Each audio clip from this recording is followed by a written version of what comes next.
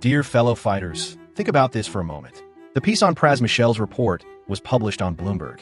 Bloomberg is a friend of Wang Qishan's. I heard that Bloomberg consulted many people before reporting, but Wang Qishan actually let him publish it.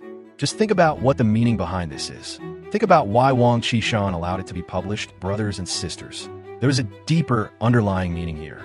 When Pras Michel and Elliot Brody went to Shenzhen, they just flashed their passports, and over a dozen cars were allowed to whiz by. Pras Michel came back and boasted about it everywhere. Wow, I'm wonderful. I don't even need a passport check when I go to China. How much money did he get? $80 to $90 million for a celebrity. That's the money spent on deporting me. In all the single bribes in American history, especially to a celebrity, including the single bribe of Higginbotham. This case was the first time in history that a Department of Defense lawyer or an officer was bribed by a foreign country. Second, the bribe to Pras Michel was the largest single bribe. Third, the largest and most direct foreign bribe that went directly to the White House. You know, President Trump promised him to meet him at the White House. Come on, I'll see you. When they arrived at the White House, Ambassador Tsui Tiankai, rumored to be itching to swap his suit for a military uniform, accompanied by a group of military attaches, the Secretary of the Political and Legal Affairs Commission, and everyone from the Ministry of Security, arrived at the White House and was immediately barred from entering the gate. What kind of movie would this be if we were to film it? This was just one of the scenes. Pras Michel went directly from Thailand to Hong Kong, played erotic games in Hong Kong, and then crossed the border directly to China. And then Wang Qishan, China's number 2, was smoking a cigarette, surrounded by a bunch of beautiful girls. I heard that after the meeting, there was a high-end orgy with the most expensive drugs. They were all on drugs. These bastards.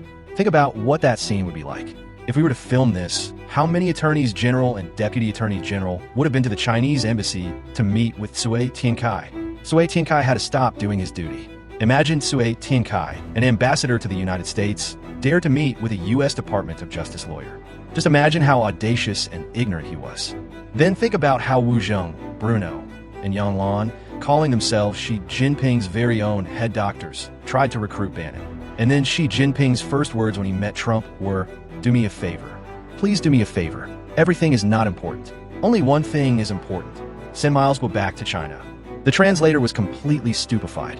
Someone told me that I can verify this with Bannon. Even Trump was stupefied. In 2017, Xi Jinping met with Trump and said, "Do me a favor. Can you do me a favor? Get Guo Wengui back to China." The translators on either side were stupefied. Think about Elliot Brody, Steve Wynn, and Pras Michel. He's a singer, but was also a broker for President Clinton, President Obama, and First Lady Obama. They were powerful figures who had access to the White House and frequently visited. Think about all of these powerful figures working together against me. During that time, I still live stream to you every day. If I was scared for even a second, I'd not be a human.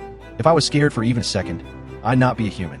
In the end, it was Secretary Sessions, Matt Pottinger, Attorney Chris, and Mr. Bannon who took care of it. But that was only one part. You don't know the first part, and you have no idea what the second part is. It got even more intense in July. I have many stories and haven't told yet. Everyone must remember this, whether in Europe or the United States. The most terrifying things are American traitors and CCP spies. Unless these people are annihilated, they will always be a scourge to humanity.